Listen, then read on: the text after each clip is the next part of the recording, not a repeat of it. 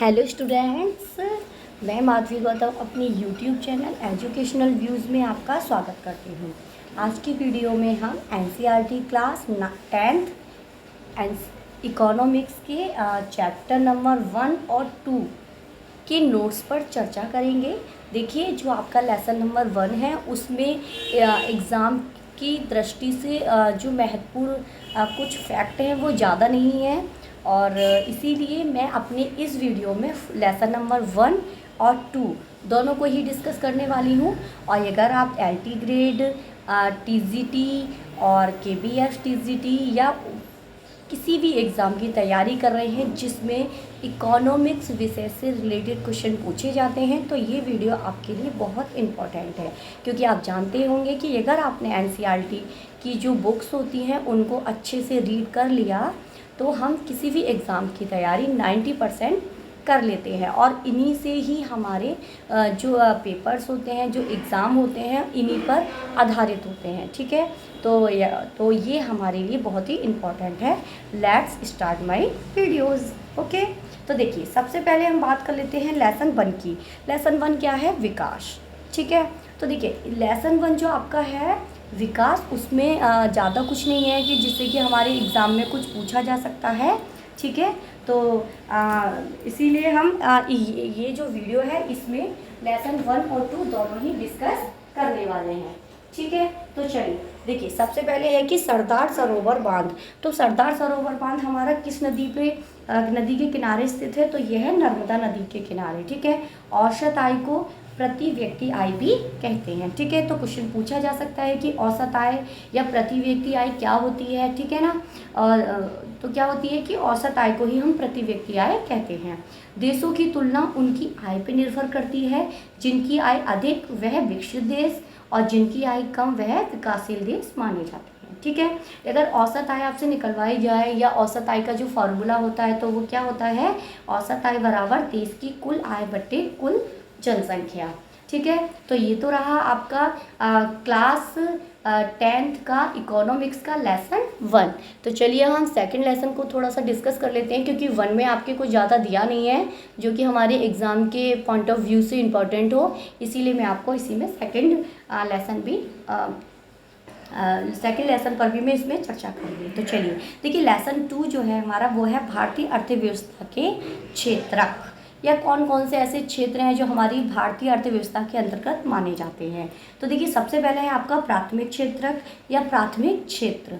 ठीक है, प्राथमिक क्षेत्र को आप कृषि एवं सहायक क्षेत्र भी कहा जाता है। और देखिए स्टूडेंट, जो ये क्षेत्र हैं इनसे रिलेटेड क्वेश्चन बहुत मतलब कि 1 नंबर ज़रूर आता है। 1 नंबर से रिलेटेड क्वेश्चन आपसे ज़रूर पूछा जाएगा, तो प्लीज़ केयरफुली। ओके, देखिए, जब किसी प्राकृतिक संसाधनों का उपयोग करके किसी वस्तु का उत्पादन करते हैं इसे कृषि एवं सहायक क्षेत्र भी कहा जाता है। ठीक है, यानी कि कृषि या पशुपालन से रिलेटेड जो भी क्षेत्र हैं वो आपके प्राथमिक क्षेत्र में आते हैं। दूसरा है द्वितीय क्षेत्र। द्वितीय क्षेत्र में औद्योगिक क्षेत्र आते हैं। प्राकृतिक उत्पादों को विनिर्माण के जरिए अन्य रूपों में परिवर्तित किया जाता है। इसमें वस्तुएं प्रकृति से प्राप्त नहीं होती बल्कि निर्मित की जाती हैं। इसे औद्योगिक क्षेत्र भी कहा जाता है।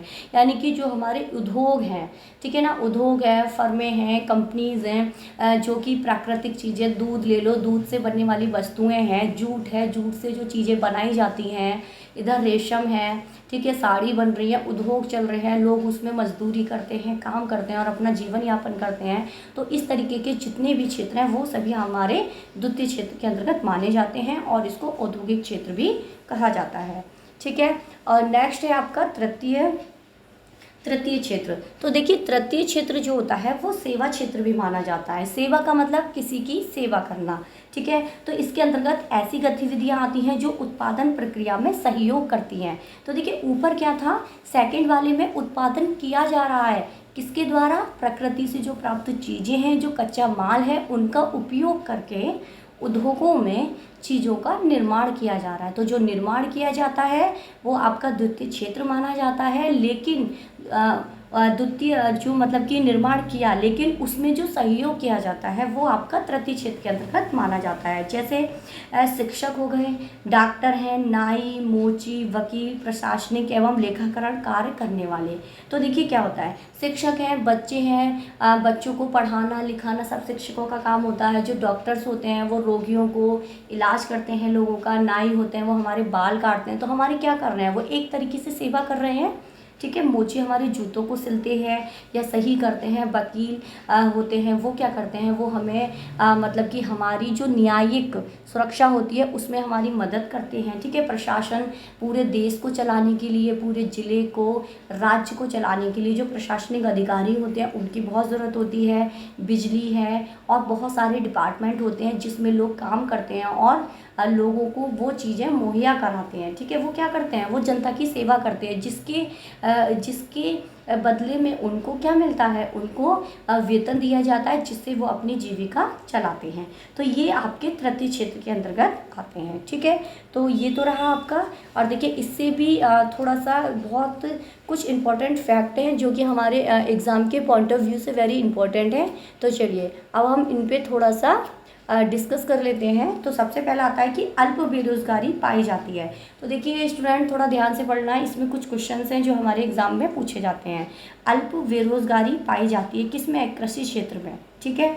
अल्प बेरोजगारी को अन्य किस नाम से जाना जाता है, तो हम उसको छिपी बेरोजगारी या प्रच्छन्न बेरोजगारी कहते हैं। क्यों, क्योंकि देखो कृषि में क्या रहता है, कृषि क्षेत्र में क्या रहता है कि पूरे 12 महीने का काम नहीं होता है, सिर्फ और सिर्फ 6 से 7 महीने लोगों को कृषि में काम मिलता है।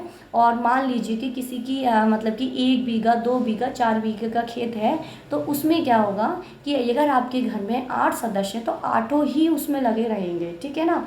लेकिन कमाई तो उतनी होनी है। तो इसमें क्या रहता है कि वो जो बेरोजगार होते हैं, बाकी के जो माना जाता है कि हम तो खेतों में काम करते हैं लेकिन रियली में उनकी कोई ज़रूरत नहीं होती, तो ये सब आपकी छिपी बेरोजगारी के अंतर्गत आता है। प्रच्छन्न बेरोजगारी, जिसको हम छिपी बेरोजगारी भी कहते हैं, क्यों कहते हैं, तो देखिए कृषि क्षेत्र में जब एक ही परिवार के सभी सदस्य एक ही भूमि पर कार्य कर रहे हैं, ठीक है, परंतु किसी को भी पूर्ण रोजगार प्राप्त नहीं है, यह स्थिति आपकी अल्प बेरोजगारी या प्रच्छन्न बेरोजगारी की स्थिति होती है।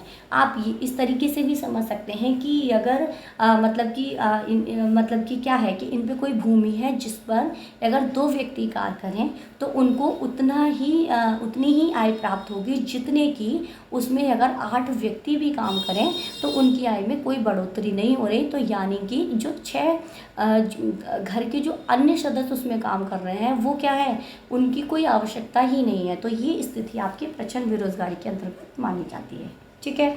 अब है राष्ट्रीय ग्रामीण रोजगार गारंटी अधिनियम। तो ये कुछ ऐसे अधिनियम हैं या कुछ ऐसी मतलब कि योजनाएं हैं जो सरकार द्वारा चलाई गई थी। तो राष्ट्रीय ग्रामीण रोजगार गारंटी अधिनियम, ठीक है, जो 2005 में आया था। और इसमें क्या था कि सरकार 100 दिन के रोजगार की गारंटी दे रही थी, ठीक है। और इसको 1 अप्रैल 2008 से प्रारंभ किया गया था। रोजगार अगर आपको उपलब्ध नहीं हो पाता है तो आपको उसके बदले में बेरोजगारी भत्ता दिया जाएगा। तो इसमें देखिए इम्पोर्टेंट है क्या, सबसे पहली बात कि ये बना कब, 2005 में लागू हुआ 1 अप्रैल 2008 से।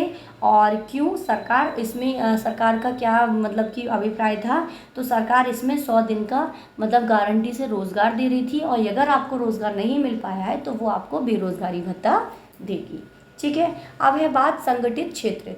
संगठित क्षेत्र वे उद्यम अथवा कार्य स्थान जहां रोजगार की अवधि नियमित होती है, लोगों के पास सुनिश्चित काम होता है। तो देखिए अगर आप देखिए जैसे सरकारी जो क्षेत्र होता है उसमें लोगों को एक निश्चित तौर पर जॉब मिली हुई होती है और उनको पता रहता है कि हम ये काम कर रहे हैं और हमें हर महीने वेतन मिलेगा, तो वो आपका संगठित क्षेत्र होता है, ठीक है। अगर आपकी कुछ ऐसी फर्में या कंपनी भी होती हैं जहाँ पे लोग काम करते हैं और उनको पर मंथ कहते हैं उनको आय प्राप्त होती है और उनका एक निश्चित काम होता है, तो ये सभी संगठित क्षेत्र के अंतर्गत माने जाते हैं। लेकिन असंगठित क्षेत्र क्या होता है, छोटी छोटी और बिखरी इकाइयाँ जो सरकार नियंत्रण से बाहर होती हैं, ठीक है, यानी कि जिन पर सरकार का कोई नियंत्रण नहीं होता और जो मतलब कि मालिक होते हैं वो लोगों से काम कराते हैं, और अगर उनके पास काम नहीं होता तो वो उनको अगले महीने निकाल भी देते हैं, उनका काम जो है निश्चित नहीं होता। ठीक है, और एक अनिश्चितता जो है उनके काम में दिखाई देती है, तो यही आपका असंगठित क्षेत्र कहलाता है। ठीक है, नेक्स्ट है सकल घरेलू उत्पाद। ठीक है, सकल घरेलू उत्पाद। तीनों देखिए, अभी हमने पढ़ा था कि जो तीनों क्षेत्र थे, तीनों क्षेत्रकों के उत्पादनों के योगफल को क्या कहते हैं? देश का सकल घरेलू उत्पाद कहते हैं। तो देखिए, प्रथम क्षेत्र, द्वितीय क्षेत्र, तृतीय क्षेत्र, जिस पे हमने अभी मतलब चर्चा की थी, उनका अगर उनके द्वारा जो उत्पादन होता है उनका जो योगफल कर लिया जाए तो वो देश का सकल घरेलू उत्पाद कहलाता है। ठीक है, यह किसी देश के भीतर किसी विशेष वर्ष में उत्पादित सभी अंतिम वस्तुओं और सेवाओं का मूल्य होता है। ठीक है, यानी कि हमारे देश में देश के अंदर जो भी चीज़ें उत्पन्न हो रही हैं, जो भी उत्पाद वस्तुएं बन रही हैं, उनके द्वारा जो भी आय प्राप्त होगी या जो भी काम चल रहे हैं उनके जो द्वारा जो भी आय है वो सभी सकल घरेलू उत्पाद के अंतर्गत मानी जाएगी। ठीक है, भारत में सकल घरेलू उत्पाद मापन का कार्य किसके द्वारा किया जाता है? देखिए, मोस्ट इम्पॉर्टेंट क्वेश्चन है, तो ये कौन करता है? केंद्र सरकार के मंत्रालय द्वारा किया जाता है। ठीक है, जीडीपी का अनुमान लगाने का कार्य किसका है? केंद्र सरकार के मंत्रालय द्वारा। ठीक है, नेक्स्ट आ जाता है कि सार्वजनिक क्षेत्र। सार्वजनिक क्षेत्र क्या होता है? तो देखिए, अधिकांश संपत्तियों पर सरकार का स्वामित्व होता है, यानी कि जो सरकारी स्कूल हो गए, सरकारी बसेस हैं, सरकारी ऑफिस हैं, ये तो इन सब पे क्या होता है कि सरकार का अधिकार होता है, तो वो आपके सरकार सार्वजनिक क्षेत्र होते हैं। और निजी क्षेत्र, अधिकांश परिसंपत्तियों पर किसी एक व्यक्ति या कंपनी का अधिकार होता है, तो वो प्राइवेट क्षेत्र माना जाता है। कुछ बहुत सी प्राइवेट कंपनियां हैं, फर्म हैं, या स्कूल आप ले लीजिए, ठीक है ना, और उसके अलावा बैंक वगैरह हैं, स्कूल्स, तो ये इन सभी पे क्या होता है कि किसी एक व्यक्ति या वहाँ का कोई एक ट्रस्ट जिनका उसके ऊपर पूर्ण अधिकार होता है, ठीक है, तो वो आपका निजी क्षेत्र माना जाता है। ठीक है, तो स्टूडेंट्स, ये तो रहे आपके क्लास 10th इकोनॉमिक्स के लेसन नंबर 1 और 2 के इम्पॉर्टेंट नोट्स। तो अगर आपको मेरा वीडियो अच्छा लगा हो तो please like, share and subscribe my videos. Thank you, have a nice